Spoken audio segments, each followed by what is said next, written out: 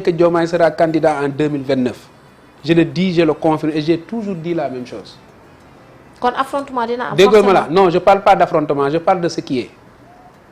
Diomaye il n'ose pas parler de mandat parce qu'il est assujetti à travailler pour le pays. D'accord. tey jii bu waxee mandat dañu naan kii xanaa kon kii daa am lu nekk ci bopp bi. waaw mais naturellement comme fan ngeen mës a gisee un président boo xam ne dañ ko fal même pas 2 ans ngeen koy naan non tu seras pas candidat. xanaa ay ñi fal ak keneen moo ñooy taxaw naan doo nekk puusal ma toog fu mu am maxu toog fii di fi toog tout le temps Aziz jóge fa la ñëw ne maxu 16 bi nga toog nii foog nga puus fi parce que du yow yaa ko yeeyoo.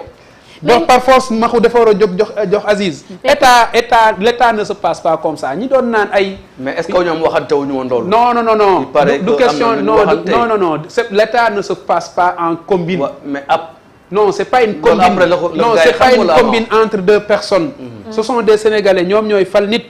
nañ waxante dëgg. Sénégalais ñooy fal président de la République c'est pas lii la ñu waxante woon da ngay démissionner en 2 ans waxu dof yooyu sax dégg nañ ko fi. mais en tout cas le président de la République waxoon nañ ko fi maanaam bi ñu ko fi posé question di ko laaj ni ko le premier ministre Ousmane Sonko dafa nekk di lorgner société mu ne bu mu ko lorgner na ko xool. parce que dafa liggéey 10 ans pour fal ko moom mu liggéey 10 jours pour fal ko mu nekk président. non loolu dara soppeeku fi loolu waxu kóllëre la. kóllëre boo ko amee te kóllëre googu noonu mi ngi ci ba tey. dégg ma la waxu kóllëre mooy yéene bu mu am ci moom la yéene le président le président du ma wax sax le président Ousmane Sonko. le président de Pastef. non je parle de Ousmane Sonko. Ok. Je vais pas utiliser il y a qu'un seul président ici au Sénégal c'est le président de la République. D'accord. yéene bu mu am ci boppam la am ci Ousmane Sonko ne ko fi ma toog nii yéene naa la ko man parce que ñun séeréer nu ñuy waxee olof. dafa xaw a brusque.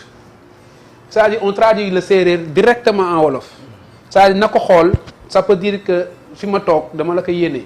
ok fi ma taxaw dama bëgg nga taxaw fa li may def dama bëgg nga koy def moo tax kóllëre boobu moo tax jusqu'à présent mais li fi xew ci dëkk bi yëpp. yéen gisal ngeen ko seen bopp. lan moo bu nekkoon Ablaye Wade ba nii kon dàq na Ousmane Sonko bu yàgg a yàgg. bu nekkoon Macky Sall bu kon mii nii dàq na ko depuis très longtemps. kon kóllëre moo ko fi bàyyi. déggoo ma la xanaa kóllëre bokk na ci mais le sens de la responsabilité du président de la République en fait partie. parce que le président travaille pour le pays xam na ne xëy na kii kat ak pas-pas ak nu muy doxalee nii bu ma ko ci toppee. nit ñi dañ may xeeb. il l'a dit aujourd'hui mënuma di defee comme ñëpp ni ñuy defee parce que kon dootuma mat njiit te kon dootuma leen mën a diriger. il faut que je sois comme quelqu'un koo xam ne dama taxaw di xool di seetlu bañ a topp ñëpp seen réaction mais bu nekkoon les autres Abdourahmane Diouf laa di ku mën a muñ nga ku mën a muñ boobu am na lu muy signifier. gars yi dem nañ ci moom ne ko mais président kii lu muy def nii dugg na fii génn fa il l'a rappelé aujourd'hui mu ne non dama bëgg ngeen muñ la ma man. mais est-ce que du risque aussi. non il y a pas de risque fii la situation est totalement maîtrisée amul lenn loo xamante ne mën na ébranler le président de la République amul. il l'a dit. non c'est vrai. mais d'après cette sortie Moïse est-ce que mënuñu xalaat ni maa ngi koy wax sànq nee naa la fissure carrément certes mi ngi doon am ñu ngi ko doon sentir wala am na mais là divorce am. carrément le président de la République dafa ne xuloo ñaar a koy sekk dellu soit ne. kuy wax kuy xuloo yow kese xuloo woo da ngay xuntu il a dit. waaw xuloo woo da ngay xuntu mooy. saa yu ne Masamba nga jóg. ma Demba nga jóg. finalement ça sera comme une querelle de borne fontaine. te le président est au-dessus de la mêlée nañu waxante dëgg. président mënul lu jóg rek mu gàddu ay micro amul sax jot boobu ñi am jotu gàddu ay micro di def ay live nañ continuer di def ay live nañ continuer di gàddu seeni micro ñu bàyyee leen wax ji rek mais. décision bi c'est le président Adjara. c'est le président qui prend la décision. bu ko neexoon tey wax na leen ko bu ko neexoon tey man dàq Ousmane Sonko te dara du xew. waaw dara du xew moom. tous du xew. sa dëkk bi. yaakaar nga ko. non dara du xew. waaw nga jaakaar ne bu boobaa du am maanaam soulèvement wala moom la mu doon bëggoon. parce que non attends. non je termine. non Moïse je veux dire la mu bëggoon maanaam le fait que mu gagné mu gagné sympathie wala mu am ñeneen ñoo xamante peut-être dinañu dem ci moom. Adjara yow Adjara tu es très intelligente parce que koo xamante dafa tàmm victimisation buy wax sax boo xoolee kanam da ngay xam ne kii day victimiser wu nga war ko jox l'aura de cette victimisation là l'aura démesurée comme quoi que waaw kay géej gaa ngi ni yaa ko moom mais day feey ba yegg foo xam ne du mën a dellu seet mais boo ko bàyyee y a ce qu'on appelle l'effet de la putréfaction d'une situation mooy nga bàyyi situation bi teg fale sa benn tomate di ko seetaan muy nëpp di wàcc ba disparaître ça fait partie te gis nga cet effet là du yaa ngi fi maa ngi fi. waaw Diomaye du dàq kenn.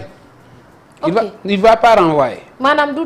dégg ma wax nekkul sax ci disposition yooyu. parce que xam na ne la situation est tellement maîtrisée que du dàq kenn wax rek moo mën a jib mais leneen du jib dara leneen du xew. mais ci maîtrise boobu noonu est-ce que jàpp na ni maîtriser na aussi que ni y a beaucoup de jeunes yoo xamante ni ba léegi nii.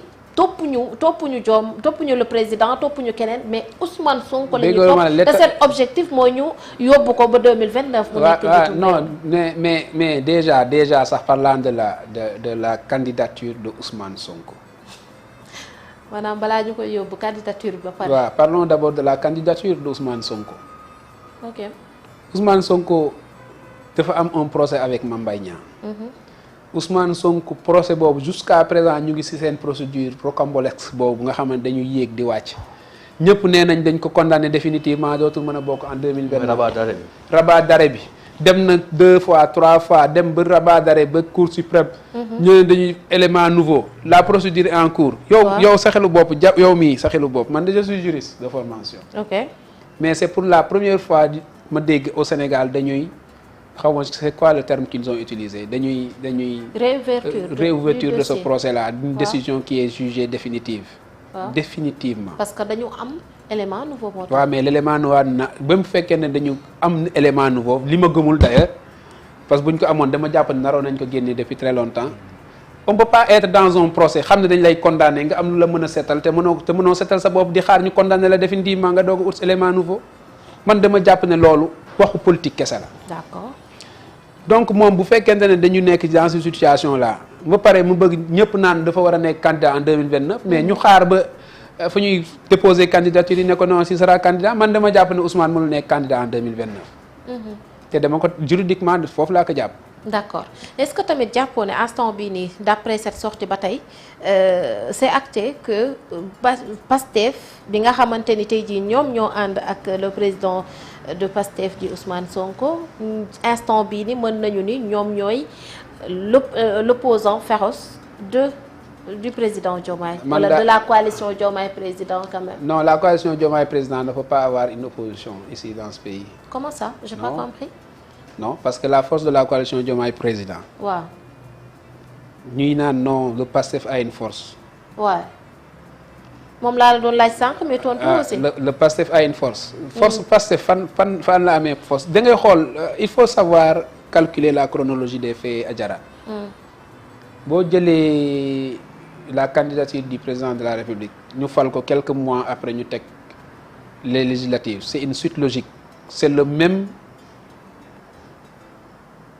comment on l'appelle encore c'est les mêmes votants ñoom ñoo voté non nañ ko jox l'Assemblée nationale c'était ça le slogan jox nañ ko présidence de la République nañ ko jox Assemblée nationale bu fekkee dañu suivre cette logique là da ngay naan jusqu'à présent Pastef a une force extraordinaire. mais bu fekkee da nga xool dans la réalité actuelle du Sénégal yow da ngay xam carrément que Pastef bu amoon 50% Pastef wàcc na ba 33% wala 20% c'est clair yéenay jàpp ne dans les réseaux sociaux ñëpp a ngi ne non Pastef. mais bu fekkee ne ñoom jàpp nañ ne am nañ force nañ démissionner. mais gisoo si tournée économique yi président Diomaye di def des fois ñoom sa yooyu sax la ñuy basé wu ni kenn génnul kenn tertu ko voilà donc dafa minoritaire. non loolu ban jàngat nga ci am. non jàngat bi ma ci am mooy c'est le président qui a opté pour que ñun ñu bañ ko dem accueillir. d'accord pour ñu mën a dem mobiliser le mot d'ordre a été lancé. bu kenn génnee benn car bu kenn génnee benn nit on est en train de faire une tournée économique purement économique boo jëlee dans la région de Casamance li ci gënoon tax population bi la grande majorité ne sont pas sortis c'était des consignes de sécurité c'est l'armée qui assurait le cordon sécuritaire du président de la République dans la zone à Ziguinchor c'est l'armée seulement qui est sortie. D'accord. Et on a tout le temps les images maintenant dans les autres jours à Tanaf mon ami et frère le maire de Tanaf moom dafa ne muy qu'il veut ou qu'il veuille il va montrer son point de vue, il va montrer sa force en tout cas pour jàppale le président de la République foog population bi génn foofu rek moo am mobilisation boo demee à Tambacounda c'est le maire de Tambacounda également moom moo génnee ay nitam. D'accord. te à 72 heures la commencé def ay réunion on a également les vidéos de préparation ça veut dire quoi que c'est le président en tant que tel qui avait opté à ce que mu bañ a am aucune mobilisation am na ñu génn sax naan non am na ñuy génn di dem tourner te amuñu benn nit mais ñiy voté le président de la République c'est pas ceux qui sont dans les réseaux il y a une force tranquille la masse silencieuse de ce pays là ñoo xamante ne tey jii bu ñu wàccee woon ki topp ci Diomaye ñu bëri dañuy tëgg sabar. Ah bon? Mais bien sûr. Mais jàppoon ni tey jii ñoom ñaar bu ñu séparé woo maanaam jafe-jafe bi wala sax conséquences yi ñoom ñaar ñëpp ñoo koy subir cela veut dire que sénégalais est-ce que bëgg nañu séparation wu ñoom ñaar ñu ànd est-ce que du loolu mooy gën ci ñoom ñaar ñëpp mais bu ñu séparé woo ku ci nekk dem sa boor pour élection yii di ñëw surtout échéance 2027 yi bu boobaa est-ce que ñoom ñaar ñëpp dinañu gagner. man dama jàpp côté économiquement d'abord dama jàpp ne bu ñu séparé woo ñoom ñaar peut-être dëkk bi nar na gën a mën a dox. parce que il faut comprendre la politique extérieure d'un pays. je vous donne dama lay jox quelques exemples en Afrique gis nga les bailleurs de fonds dans beaucoup de pays dañu imposer à ce qu'on change le gouvernement sinon seen xaalis du dugg ci dëkk boobu je prends l'exemple de la Guinée récemment dañu ne dañu changer gouvernement pour ñu jàppale leen ça c'était le FMI boo demee en Afrique centrale l'Afrique centrale bu ñu demee ba daanu ba nërmeelu dañu ne da ngeen di changer carrément de gouvernement sinon duñ leen financer Ouganda c'était pareil au Mali bi à côté dañu ne woon da ngeen di changer complètement de gouvernement sinon ñi bokkul ci ñii bu ñu nekkee ci gouvernement on va pas vous financer. Est-ce que cette question-là je l'ai toujours dit est-ce que cette question ne fait pas partie des critères